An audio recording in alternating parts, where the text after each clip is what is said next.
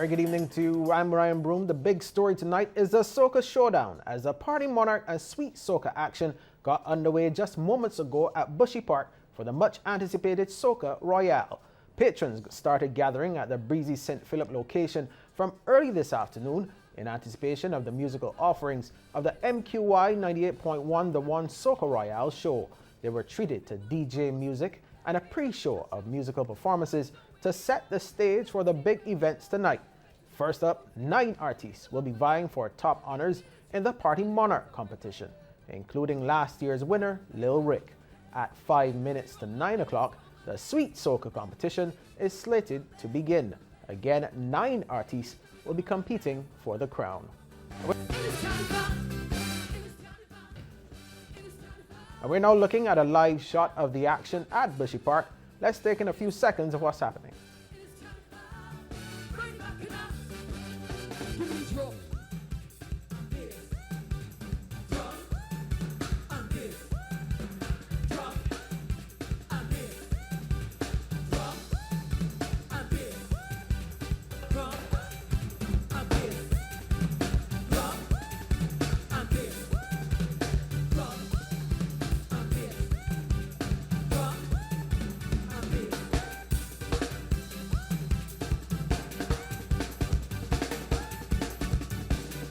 And it comes out 1, bring you up 2, bring the bass 1, 2, 1, 2, 3, let's go.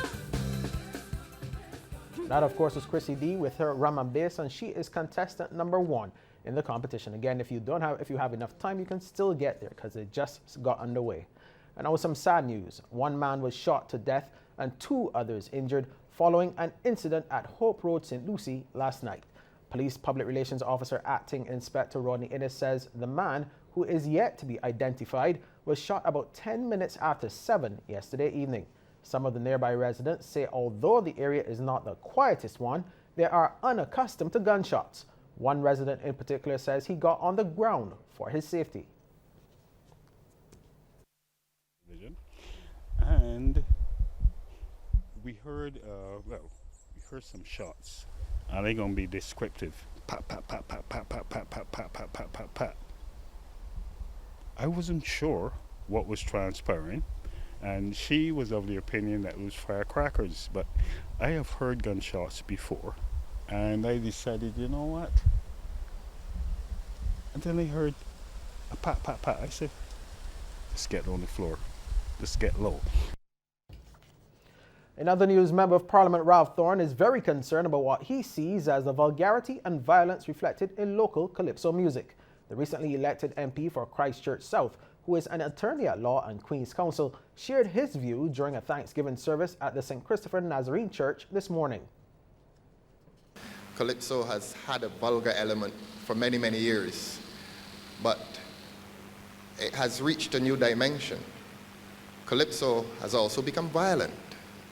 And the content of the songs, it reflects violence. It reflects violence between the sexes. If you listen to the songs and how young men and young women are encouraged to relate to each other, as I said, entertainment has often been about the sexual ritual, but it has gone beyond the sexual ritual, and a lot of the songs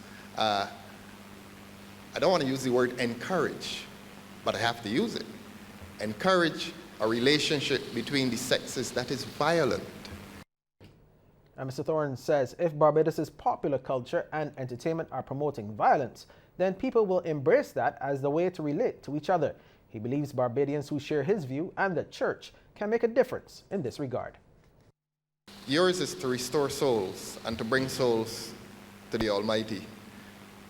Ours, in association with this church, has to be a mission of bringing souls back to wholesome values, bringing people back to wholesome values, bringing people back to a stage in life when there is sacred space.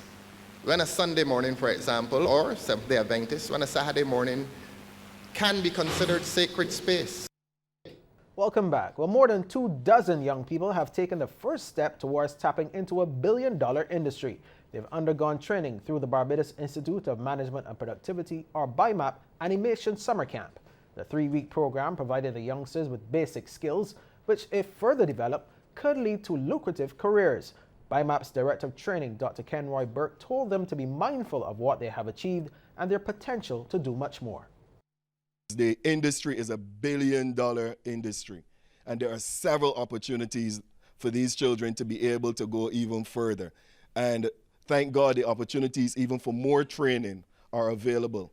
So I want to challenge you not to just see it as a camp. They came, they spent 3 weeks, and they probably would have, been out of the house or probably in another environment giving somebody else trouble. No, they didn't give trouble.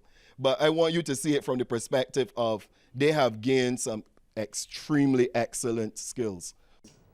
And BIMAP Director Roger Worm encouraged the participants to pursue further training. I say to the parents to encourage their children to pursue their interest in the specialized area of animation. Enroll them on the full certificate program at the Institute, which we offer in September, correct? September. The introduction of the animation course will let them expand on the basic knowledge they have gained at this camp, and there is no limit to where the interest can take your children, as this is an industry which transcends international borders. Sand mining is not the only thing happening at the Walker's Quarry in St. Andrew of late. In recent times, a quarry which provides the majority of sand used in local construction has also become home to an abundance of plant life. Sharika Griffith reports. Within the past couple years, a section of the quarry which had been left bare after years of mining has been completely transformed with crops. Founder and Chairman Ian McNeil explains how Walker's Reserve, the largest project of its kind in the Caribbean, came to be. Walker's has been a sand quarry for 50 years, and as it's a finite resource, we started looking at the areas that we had already mined and how could we rehabilitate them. And through that, we saw that permaculture, which is techniques within using natural systems around you and mimicking nature and what wants to actually be here, and how they can be supportive in a resilient way and not just growing monocrops and monocultures. So we set out with a pattern and a design within permaculture framework, and that really was to create a food forest out of areas that have been degraded. And so, with a focus on replenishing the wide expanse of soil in the quarry, the team has spent the last few years testing various techniques and crops.